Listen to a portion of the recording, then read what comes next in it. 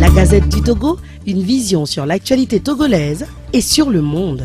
Merci de votre fidélité sur Radio Canal K, sur Radio Avolete, la voix de la raison du peuple togolais, la révision constitutionnelle que beaucoup de Togolais appellent plutôt un coup d'État constitutionnel, suscite toujours débat et indignation au sein de la classe politique et au sein de la société civile.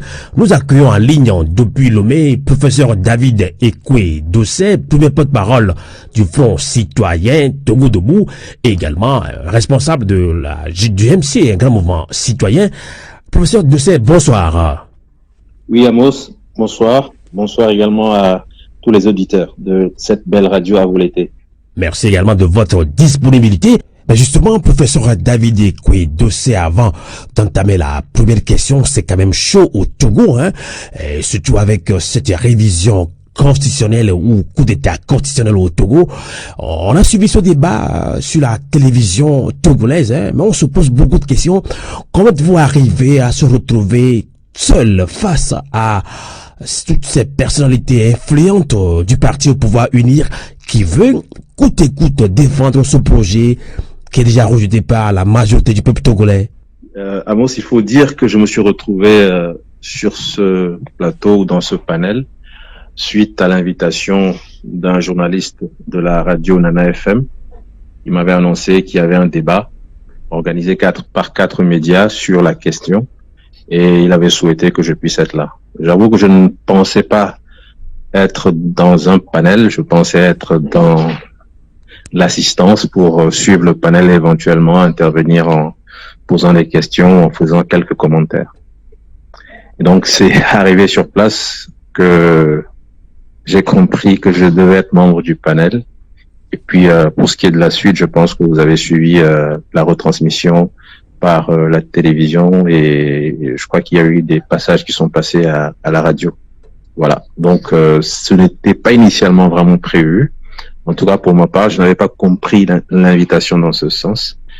Mais je pense que si on est convaincu d'une chose, quel que soit le moment où on vous interpelle, quel que soit le lieu également où on vous interpelle sur le sujet, vous devez être en mesure de dire ce que vous pensez. Vous devez être en mesure de dire vos convictions. Et je crois que c'est ce qui a été fait la fois dernière. Et vous l'avez fait sans langue de bois. Vous étiez, on a vu un professeur très à l'aise. On voit que vous n'avez pas, oui, il faut dire comme il faut les choses, hein. Vous n'avez pas eu peur de ce grand homme, hein, des gens qui sont très imposants du régime unir. Je vous l'ai dit, je crois que c'est une question de conviction. Si la conviction est là, si on est convaincu de son fait, si on est convaincu de ce qu'on dit, quel que soit le lieu, quel que soit le moment, je pense que la conviction doit pouvoir transparaître. Et je n'ai fait que dire ce que je pense en tant que citoyen togolais. Et j'étais d'autant plus à l'aise que j'étais convaincu que ma position est celle de la très grande majorité du peuple. Parce qu'aujourd'hui, sans faire de sondage, quand vous discutez avec les gens, quelle que soit la couche sociale, je vous assure, Amos, personne ne comprend que un Parlement dont le mandat est fini s'arroge cette prérogative de nous changer de république, de nous changer de constitution sans aucune consultation. Je vous assure que c'est une façon de mépriser un peuple. C'est du mépris. Et ça, chaque Togolais le sent dans son âme et dans sa chair. Tout à fait.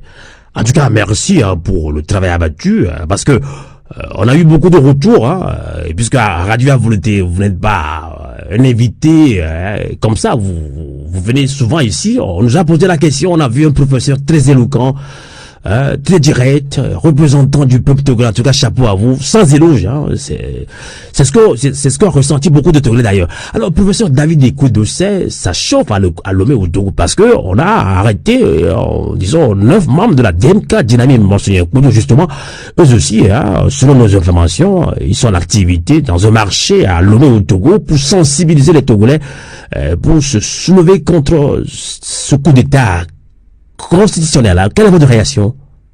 Ils sont arrêtés. C'est inadmissible. C'est d'autant plus inadmissible que dans l'exposé des motifs, on nous annonce que cette nouvelle constitution va permettre d'améliorer le cadre démocratique de notre pays en renforçant les droits humains. Qu'est-ce qui aujourd'hui interdit d'aller faire de la sensibilisation dans les marchés? Ce n'est pas un appel au soulèvement.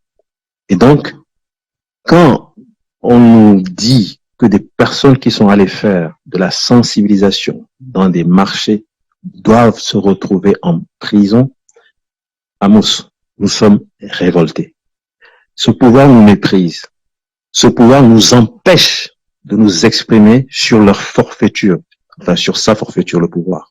Ce pouvoir, Amos, je crois que nous sommes révoltés, nous sommes indignés et nous demandons que l'on laisse les personnes qui ont été arrêtées rentrer chez elles et retrouver leur famille. C'est le moins qu'on puisse faire en cette période de haute tension. Et cette tension, nous savons d'où elle vient. Cette tension, elle ne vient certainement pas des citoyens. Elle ne vient certainement pas des partis politiques d'opposition. Elle ne vient certainement pas du clergé catholique. Elle ne vient certainement pas des organisations de la société civile. Nous savons d'où vient cette forte tension qui perturbe le vivre ensemble.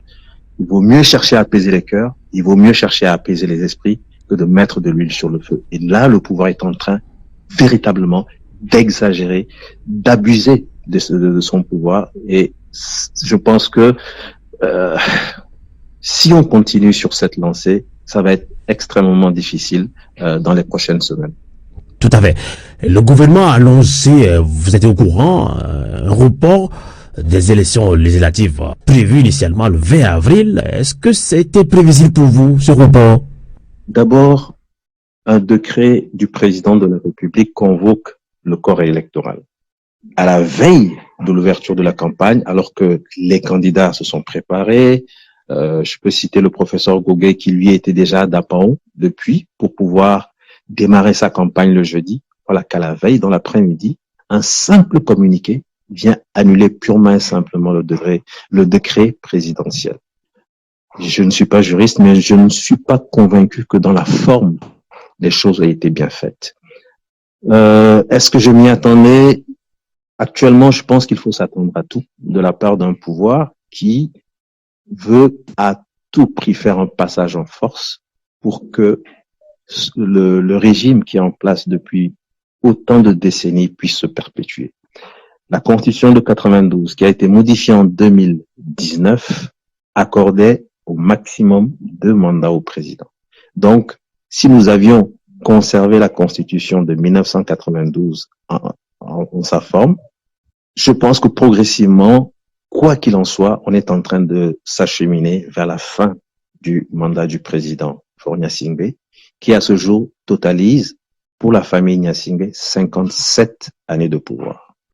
En vue de perpétuer ce régime et ce pouvoir, il faut le dire clairement, c'est l'objectif de la nouvelle Constitution. En vue donc de perpétuer ce régime et ce pouvoir, on vient nous engager dans une procédure inique que personne ne comprend, que personne n'accepte.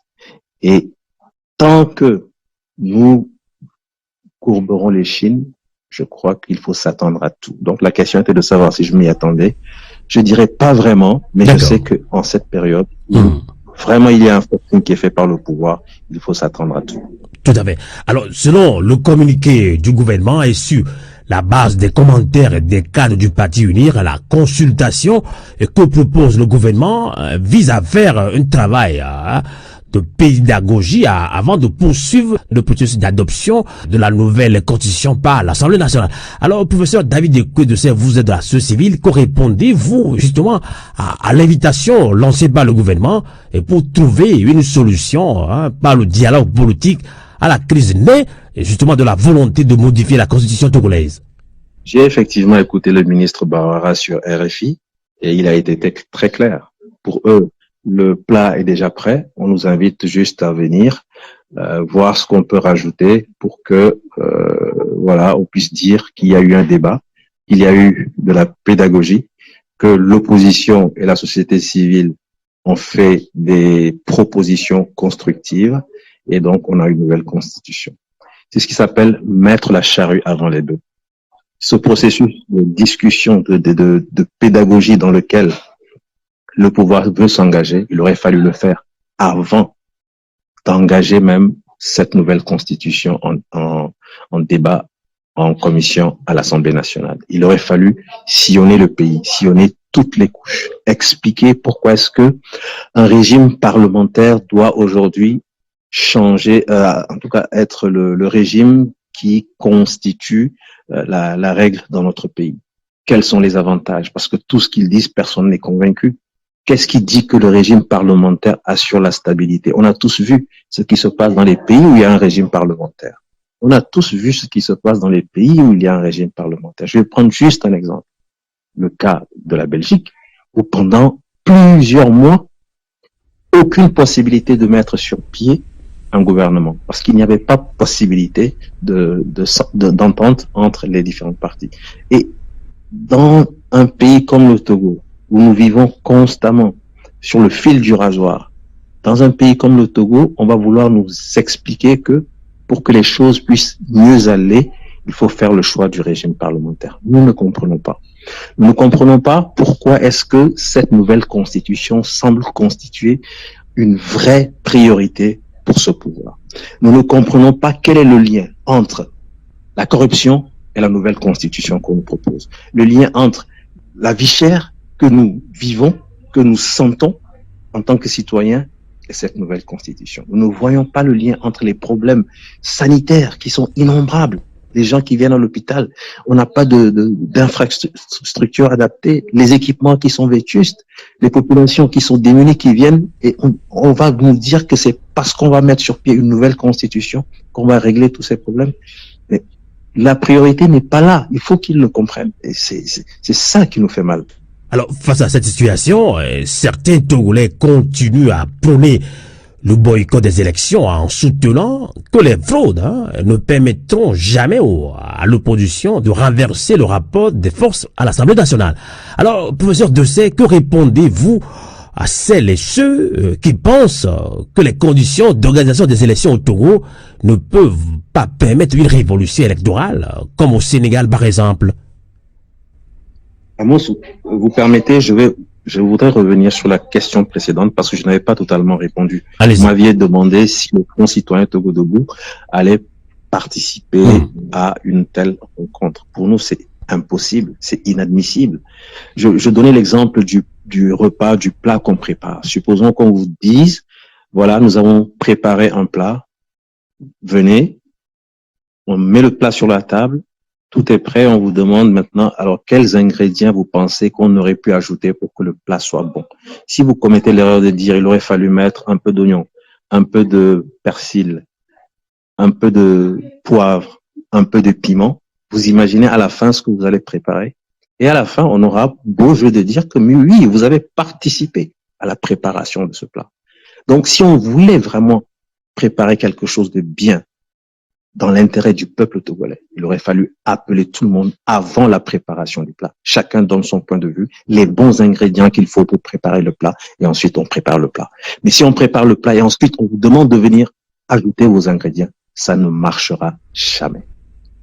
Alors, pour ce qui concerne les élections, nous savons tous effectivement dans quelles conditions les élections sont organisées dans notre pays. La bataille pour la transparence électorale, elle ne date pas d'aujourd'hui. Nous sommes encore là-dessus et elle n'est pas près de finir. Il faudra certainement continuer. Je respecte la position de ceux qui pensent qu'il ne faut pas y aller. Mais pour ce qui est du Front citoyen Togo Debout, nous comptons accompagner. Je n'ai pas dit participer parce que nous ne participons pas. Nous comptons accompagner les partis qui veulent y aller. Les partis d'opposition qui veulent y aller seront certainement soutenus par le Front citoyen Togo Debout, par le GMC, en termes de sensibilisation des populations, parce que il faut que les gens n'abandonnent pas. Il ne faut pas que les gens baissent les bras. Il faut que les gens se mobilisent. Il faut que les gens y aillent et il faut que les gens prennent sur eux de protéger leur bulletin de vote. Protéger son bulletin de vote, qu'est-ce que ça veut dire? Le moment venu, je pense que le Front citoyen Togo Debout fera des petits spots d'explication en termes de protection. Je sais que ce n'est pas facile. Le Sénégal a pu évoluer dans le processus de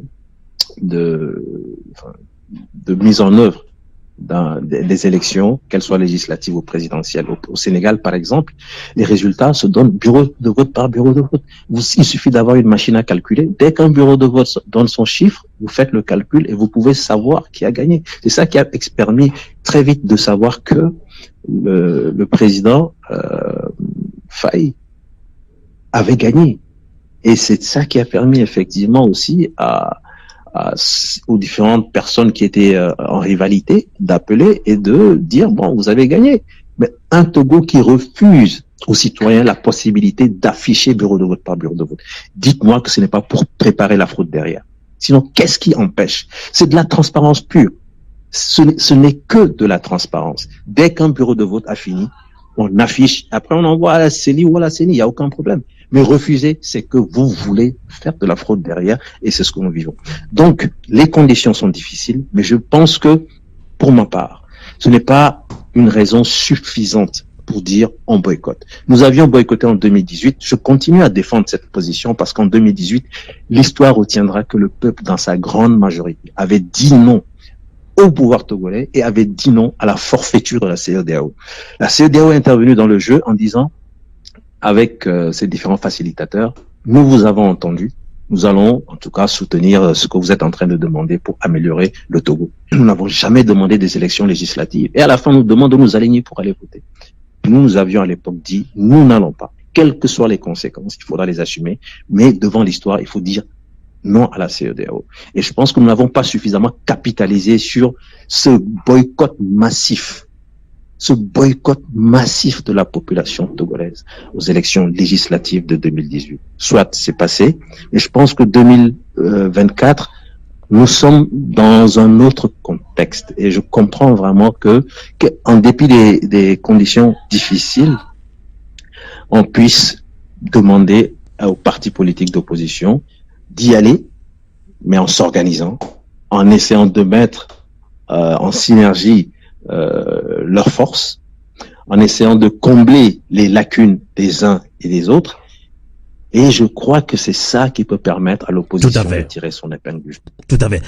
Professeur David Dossé, une dernière question pour vous libérer en ligne depuis Lomé.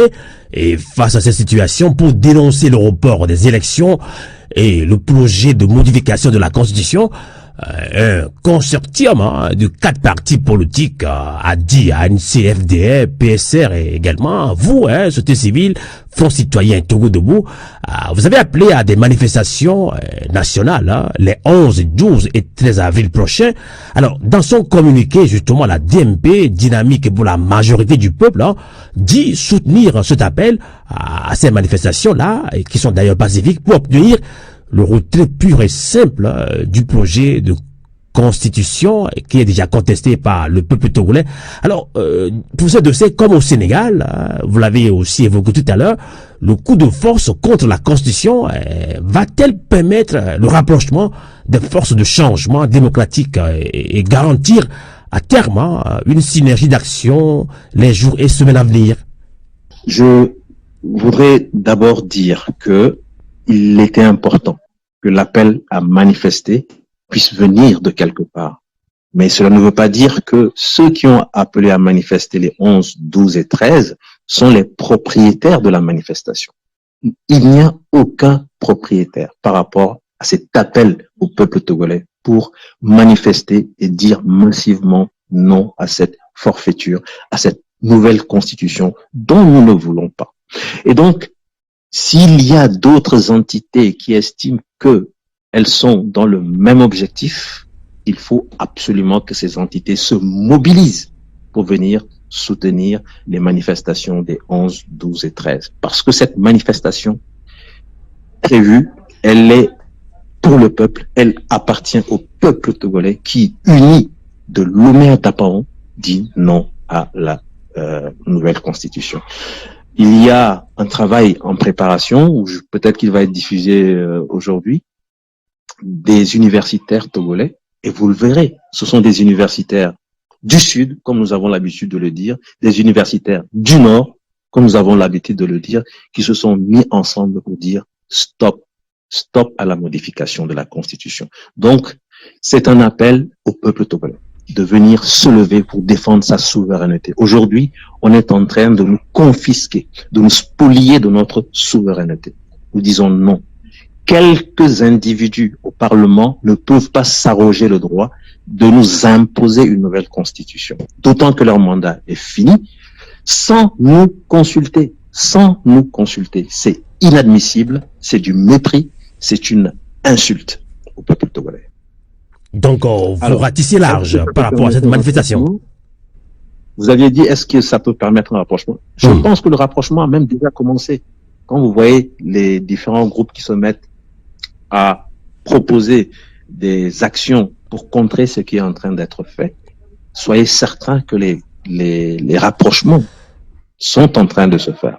Les discussions ont commencé. Je sais quelle est l'attente des uns et des autres, mais ne soyons pas pressés. Prenons le temps de bien faire les choses. Prenons le temps de ramener un peu plus de confiance par rapport à un passé qui a un vécu douloureux pour certains. Il ne faut pas le nier. Donc, prenons le temps de réparer des choses et ensuite on verra ce que ça pourra donner. En tout cas, merci beaucoup, professeur David Ekouetosé, de nous avoir accompagnés en ligne depuis Lomé. Bon courage à nous tous et bonsoir.